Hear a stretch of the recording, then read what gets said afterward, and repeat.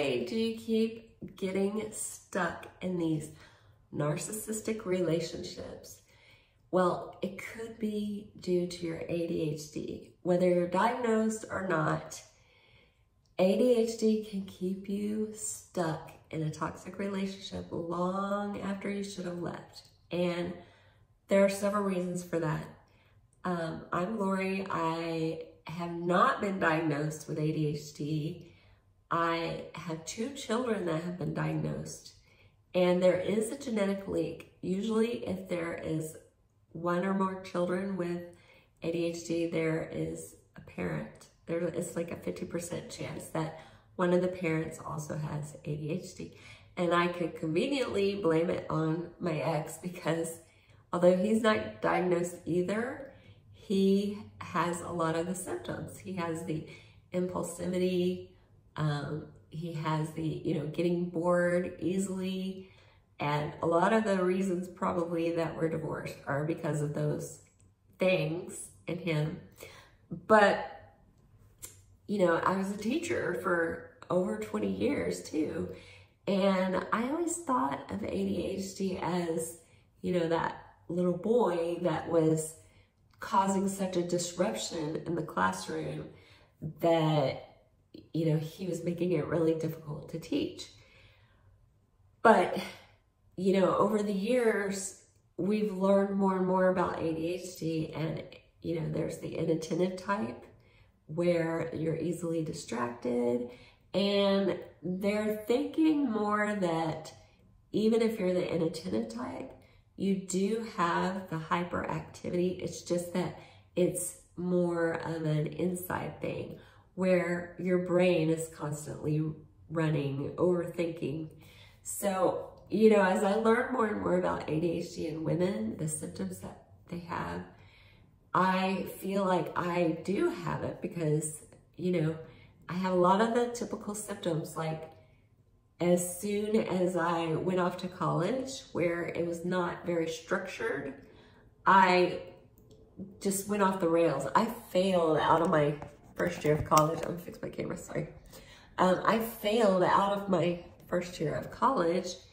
They allowed me to go on probation, and I didn't do well again. I ended up going to a junior college where the professor there helped me learn how to study. I had no clue even how to study. I don't know how I got by in high school, but I did. And then, another time when women notice that they are having executive dysfunction, that's where, the frontal lobe helps you organize and keep track of things, your memory, all that, is when you have kids. So when you have kids and you have a house to take care of, things just kind of go off the rails if you don't have a very strong executive function skill. And so there are many ways that having ADHD affects your relationships as well. And, you can think about all the things like, if you forget important dates, if you don't take care of things around the house, all that kind of stuff. That's what I think of when I think of somebody with ADHD having trouble in relationships. But what I'm learning is that if you have rejection sensitive dysphoria, so you are very sensitive to rejection, then that's a symptom of ADHD, and it can keep you stuck in a relationship because it makes you want to hold on longer than you should, longer than most people normally would, because you're afraid this person's going to leave you and you're going to be alone. You also put up with more emotionally abusive people because you are used to people rejecting you from childhood. Your parents, your teachers, your classmates, you hear things like, why can't you just do this? Why are you lazy? Why can't you work harder? And when you hear that for so many years of your life, starting as a child before you can even remember anything different, then yes, you're going to feel like you're just not good enough. And it makes people with ADHD work harder. We're not going to give up. We're going to persevere. We're going to work harder, and we're going to fix ourselves to make sure our relationship works. And that fits really well for people with a toxic personality, because they want you to work really hard to keep them around and keep a relationship with them. So I have listed some ways that your ADHD makes you more susceptible to toxic relationships. Now, one is that impulsivity. So, and I noticed this with me as well. It's like you may have heard that narcissists love bomb in the beginning. So they think you're the most wonderful person in the world. They're very interested in you and all the things you're interested in. But people with ADHD have that same thing often in the beginning of a relationship. They're very hyper-focused on this new person. They're very excited about this new person. They're willing to jump into a relationship, a serious relationship, faster than a neurotypical person would, because, you know, they have that impulsivity going on. I mentioned hyper-focus, that's number 2. Hyper-focusing is where you are so focused on one thing that you're interested in that it makes you block out the things around you. So, you know, for somebody with ADHD, you might see them playing video games. That's one of the things that, you know, I always thought back when I was learning about ADHD years ago as a teacher, well, they can focus on video games, so why can't they focus in the classroom? And it's because they're interested in the video game. So if it's something they're interested in, they can focus on even more. When you're in a brand new relationship that you're really excited about, you're going to focus on it. And I noticed with myself, that's what I would do. I would, you know, this person would come into my life that loved me so much. They thought I was amazing. They wanted to spend all their time with me. And I felt the same. Like, I want to spend all my time with you too. I can block out all these other things in my life that should be important. My job, my friends, my family, and I'm focused on this one person who's also focused on me. And you can see how the relationship can move really quickly. Rejection sensitive dysphoria is number 3. So you're very sensitive to rejection from friends, loved ones, anyone that you come in contact with. The narcissist senses this fact from you, and they use it to their advantage. They alternatively discard you and then hoover you back in with their charm and affection to get their own needs met. You learn to tolerate their unhealthy behavior because you are avoiding abandonment. Okay, number 4, your lack of consistency and organization. Narcissists use that to their advantage because they might lie to you, they might omit information, they might, something may come up, like you see a text from another person and you're wondering, like, who is this person? Why are they texting you? And they say something like, you knew about Susan that works with me. I told you about her a long time ago. Well, you didn't really ever know about this person, but you wonder, like, well, I do forget things easily. You know, maybe I did forget that he told me about this person. Or, you know, they don't come to your child's program and they blame it on you because you never told them about it, when you distinctly remember telling them, but then you second guess yourself because you're known for forgetting things. So that can keep you stuck longer than you should be in this relationship as well, because you doubt yourself and they play on that. They know. And then number 5 is gullibility. This one might be more caused by people that are on the autism spectrum. And, you know, there's a lot of people that believe that ADHD and autism overlap quite a bit. So I'm not sure if this is exactly an ADHD symptom, but maybe. Lots of people that have ADHD will resonate with this, and that's the gullibility. So people with, you know, that are gullible, maybe with ADHD, maybe with autism, maybe both. You're gullible, you believe in honesty, you believe in telling the truth, so you think that other people are also telling the truth when they tell you a certain fact. Or when they give you information, you tell the truth, so you believe they are going to be telling the truth to you. You think they're honest. I did make note that I didn't find this symptom, gullibility, on any websites, but on Tracy Otsuka's podcast, she talks about the comorbidity of ADHD and autism, and she talked about this symptom. So let me know in the comments, do you think gullibility is on the autism spectrum more than the ADHD symptom? Or do you think it could be for both? I'm curious. Okay, and number 6, perseverance. So again, ADHD people, you know, you've struggled to do certain things in your lifetime. So as a child, maybe you struggled in school and you had to work a lot harder than everybody else to get the same things done that they got done. So you learned to persevere on things that were important.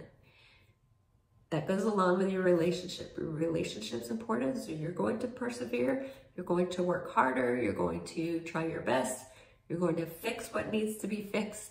And unfortunately, with a narcissistic relationship, it just can't always be fixed, and they're going to keep raising the bar.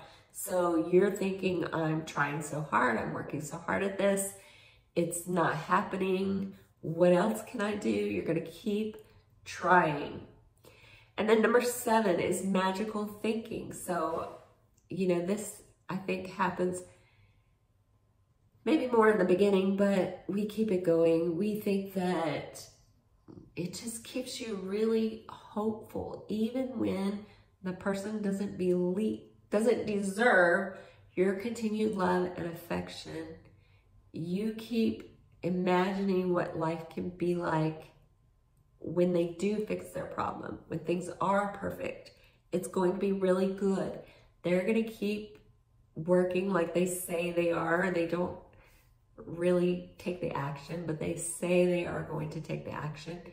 You're working really hard and you think that it's going to be perfect someday in the near future, you know, as you work really hard on it. So that's kind of magical thinking, because you're predicting an amazing outcome.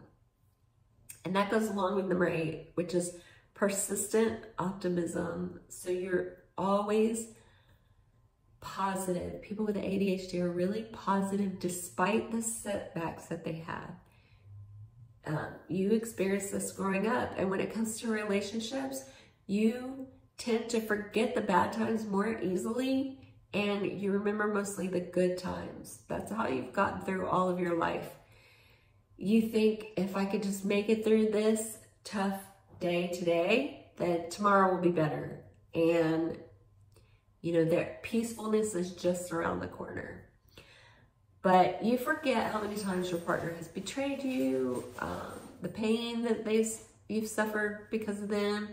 You forget how they lied to you or try to control your behaviors because you have that persistent optimism. And then number 9 is shame. So, you know, there have been lots of incidents growing up where you feel shame about things that you couldn't do that other people could do, things that you tried really hard at, but you just could never get to the point that you wanted to get to. And, you know, that happens with somebody in a narcissistic relationship, they play on that shame and they use that to further emotionally abuse you. And they tell you you're doing things wrong, you're not good enough at this or that, and you feel that deeply because you already have that shame inside of you that they've touched on. So, you know, you may find yourself in several toxic relationships if you have ADHD. But there is a way that you can get support and heal from narcissistic relationships. One way is to find like-minded people. There are people out there that are similar to you. You can find Facebook groups. There may be some local groups if you live in a large enough city. You can go to 12-step groups, like CODA is one, it's for codependence. You can go to Al-Anon, and you know, you may not have a relationship with somebody that has had addiction problems, but even so, a lot of the same symptoms go along with ADHD and toxic relationships, that because, you know, living with an alcoholic or addict is a toxic relationship. So these people can help you, they can give you support and just make you feel like you're not so alone. Find a coach or a therapist that understands both ADHD and toxic or narcissistic relationships. You know, if you find somebody that hasn't been in your shoes, they don't really understand either of these two dynamics, then they're not going to be the best person to help you with this problem. Prioritize self-care. You know, spend time in nature, on mindfulness, take a walk around the neighborhood, go for a hike in a local park, try a yoga class or an energy healing session, spend time journaling, decluttering, organizing your space. Those are some of the things that have helped me the most. I started a morning routine. When I did that, I did yoga every morning, I journaled, I've done meditation. I kind of mix and match different things to keep me from feeling bored. But having that hour at the beginning of the day, when I first started it, I was waking up at 5 a.m. and it was really difficult to wake up because I was going to bed too late. So I had to adjust my bedtime. Then I started waking up, and that time in the morning was so peaceful, and it helped quiet my mind and calm me down before I would go to my teaching job. But after a while, you know, some things happened, like I had a long night of grading papers or something, and I would say, I'm not waking up at 5 a.m. tomorrow. And I kind of got off track. I didn't do it for a while. And what I noticed was I was no longer as focused during the day. You know, I would do that thing where you walk in the pantry and you think, why did I come in here? And you can't remember. Or you go in your bedroom and you think, what was I gonna get in here? And I could feel the stress during the day. So I went back to my morning routine. It just made such a big difference with my teaching job. You know, I'm dealing with 22, 24, at the time it was second graders.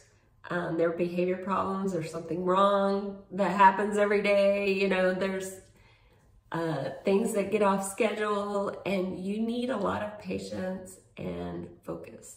So that's what my morning routine helped with. So I still do it to this day because it helps make my day just so much better. And then also set healthy boundaries by thinking about the behaviors you want more of in your life and the ones you want less of. Say no to the things that you would like less of, yes to the things you want more of. So for me, this looked like spending more time with the people I love and care about, prioritizing spending time with my kids and my closest friends. So just think about the things that you want more of in your life. You are worthy of healthy relationships, even with your ADHD. You know, maybe you've been told that you weren't good enough throughout your life, but you are. You're worthy of having a healthy, loving relationship. There will be a partner out there that supports you and will do the things that will help build you up. They will praise you. They will, make you feel good about yourself. You need a partner that makes you feel your best self, not your worst self, which is what a toxic or narcissistic person does. They make you feel like your worst self. And, your confidence just gets lower and lower. So just believe that you're worthy and, reach out if you need support. I'm here for you. So I will see you in the next video. Bye.